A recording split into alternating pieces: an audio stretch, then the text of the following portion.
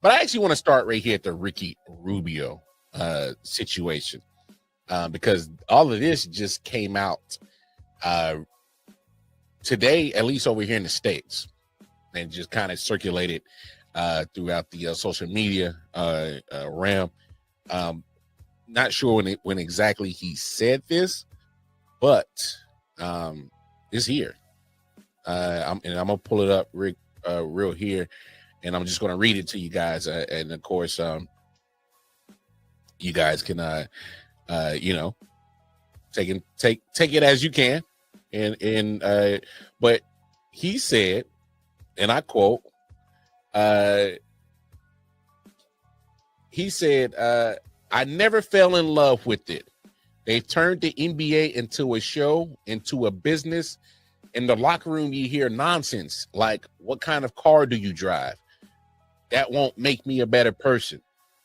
And he went on to further say that some of that culture is seeping in to EuroLeagues. I just find that interesting because you can look at this so many ways, and I'm just going to give my take on it. I get what Ricky Rubio is saying, all right, but what exactly is the locker room culture supposed to be like in the NBA locker room?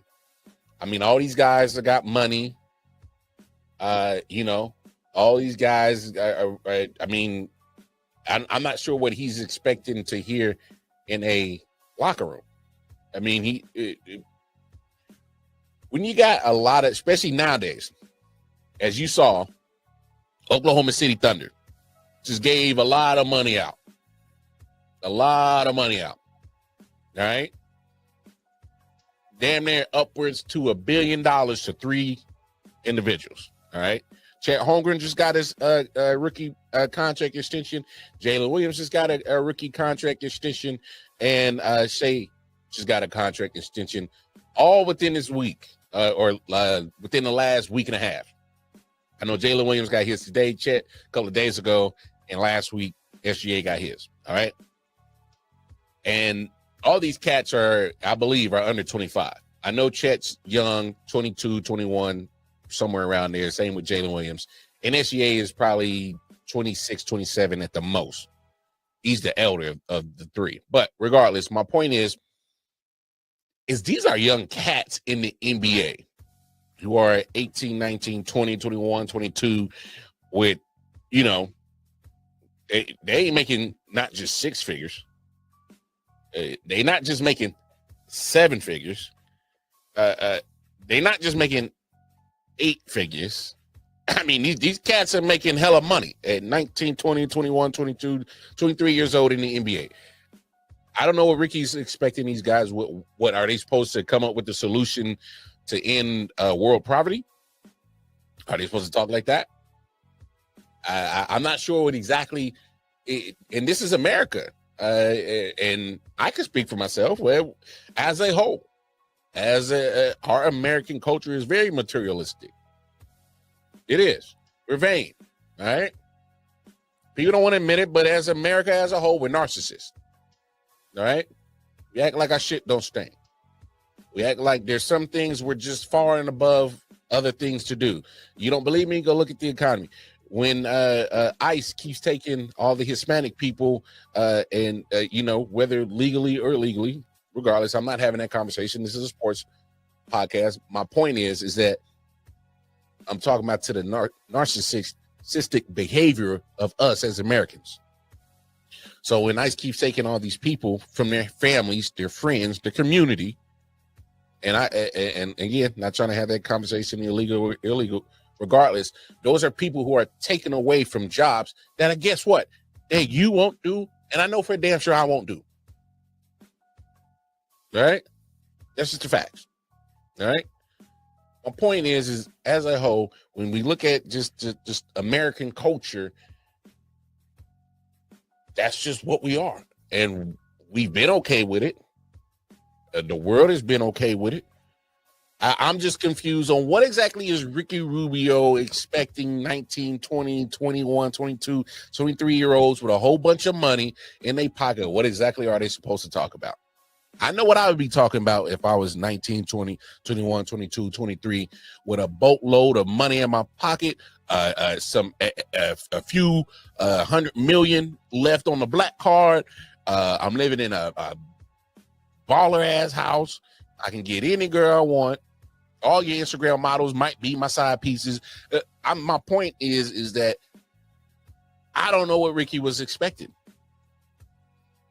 And the fact that now that this culture is going off into the Euro leagues, I'm not surprised, because there's a point in time where the cats is young and they're professionals.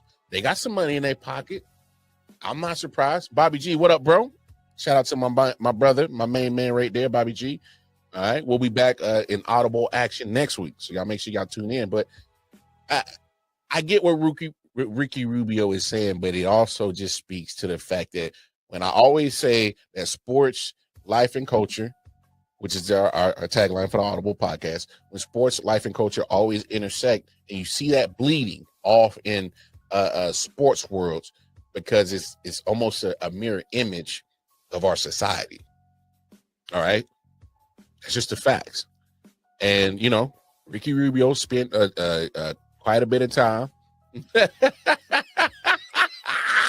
hot as hell.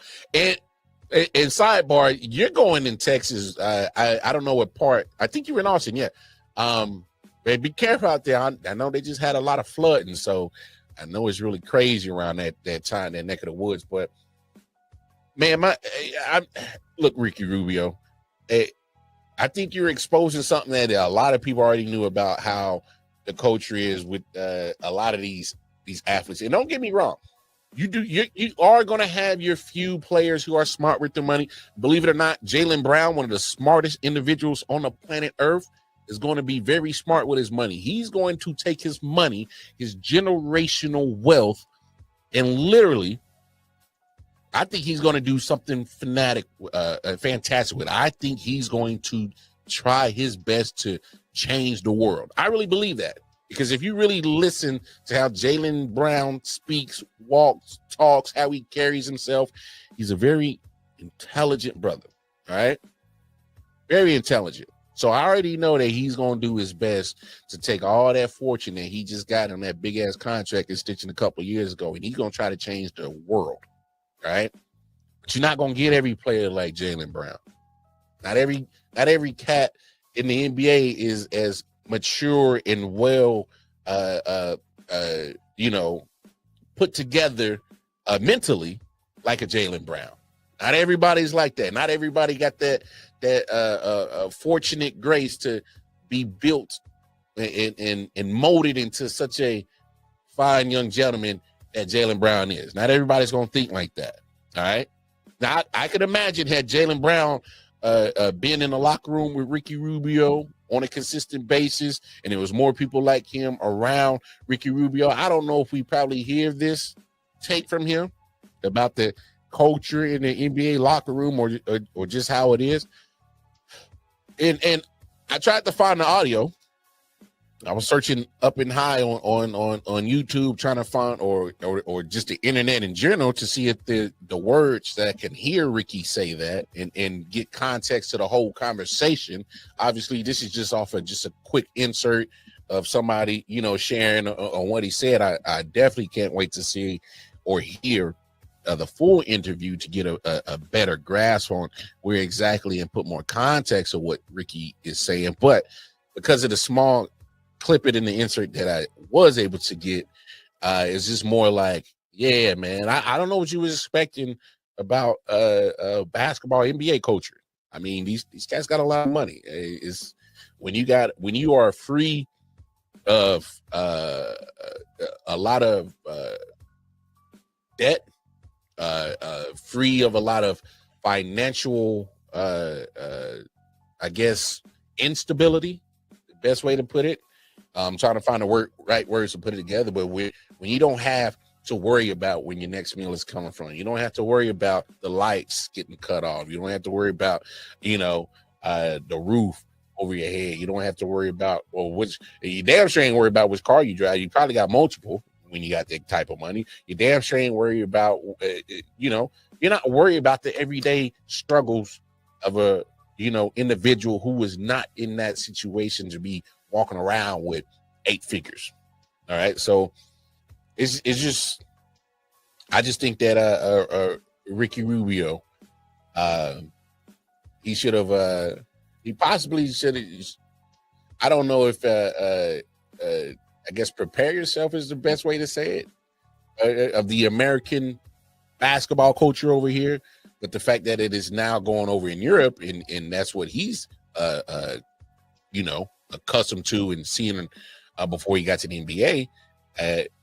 All right, that's not a good thing, I guess, for Europe, because that means that our influence of how we operate in America, which sometimes ain't the greatest, if it's causing that much influence on European players when they go back over there, then